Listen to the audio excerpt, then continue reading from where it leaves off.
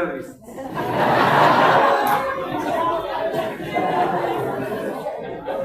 It took me 3 days to come up with that joke. Thank you for laughing. So, excuses are merely nails used to build a house of failure. Today is Katiba Day. 15 years ago, Kenyans overwhelmingly chose their constitution, capturing their hopes and dreams for themselves and future generations to come.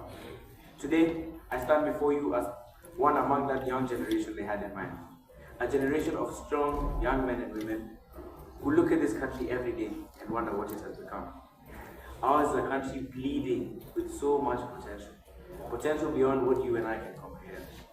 Therefore, as part of that generation, I stand before you and say, we are tired, we are angry, we are disappointed when we look at this country and see bloodshed instead of beauty. Knowing Kenya is better than this, better than seeing the lives of peaceful protesters taken by the same officers who sought for them. We are victims of corruption, of greed, and of evil that stalks our journey as an independent and free people. But my fellow Kenyans, do not be disheartened. Change is coming. My name is Nate Simbiwe. You know me as the son of Bonface Mwangi'S, the people's watchman. But to my close friends, I'm just Nate. My father used to leave our home very early in the morning, long before I'd woken up, and got home long after I had gone to bed. At first, I assumed he didn't love me as much as he claimed to. But as I grew older, I grew to understand. Understand the reality of his actions wasn't a lack of love, but of too much love. Love that extended well beyond the confines of our household, but to the borders of this country. You see, he loved my siblings and I so much, he wanted us to grow up in a country we could be proud of. A country we could claim heritage with confidence. A country where you can believe in the beauty of your dreams, and where you can thrive off your education, hard work, and talent. For my father, if there's a child hungry for my baby, it bothers him, and it must bother you and I. We are all Kenyans, my friends. We all hurt together, love together, and triumph together.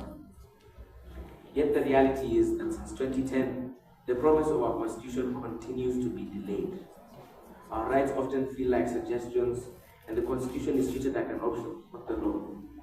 Last year, I saw Kenyans shot in the streets for exercising their right to protest. Can you imagine?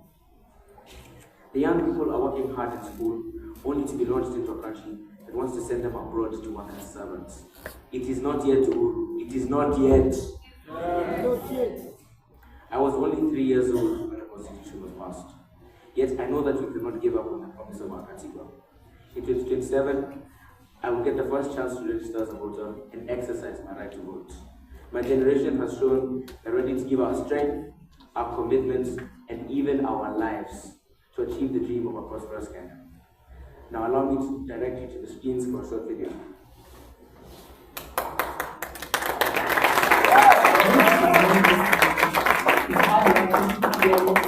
Driven by his values and never afraid to speak truth to power.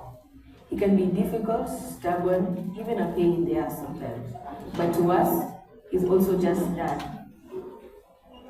He was born in Taita Taveta, a county where most of the land was stolen, and the locals were left as squatters while politicians mined and exploited what should have been the people.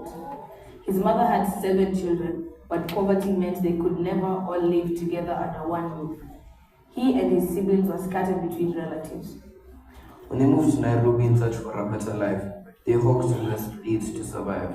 When they couldn't pay rent, they were thrown out, forced to sleep outside, often hungry. By 11, he ran away and lived on the streets.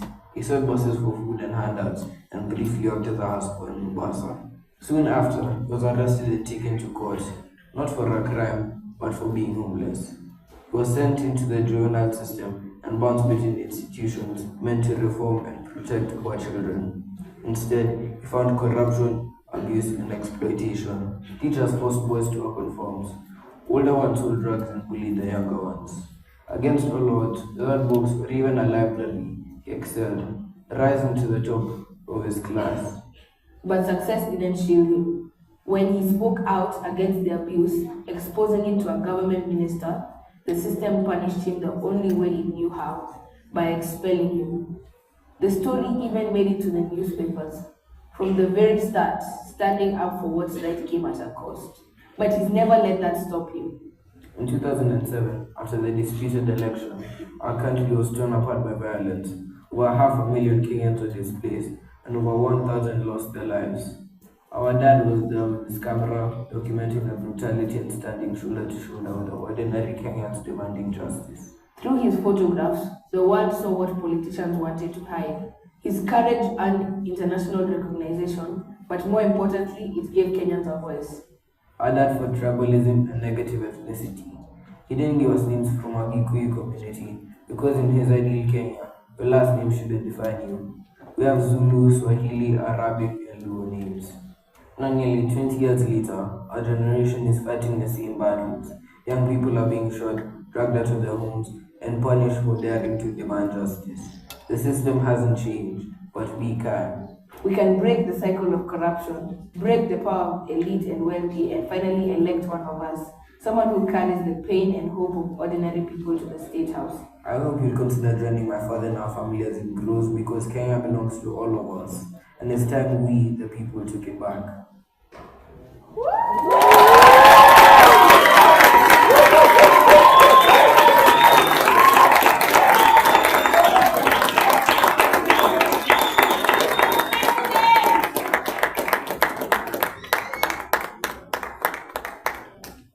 And so today, I want you to join me as we listen to the People's Watchman, my friend and my father, Mr. Bonface Mwangi'S. Today is a moment for unity, togetherness, and progress. My dad has given his life to the dream for a united and prosperous Kenya. It gives me great pleasure and joy to invite you to stand with me as we approach him.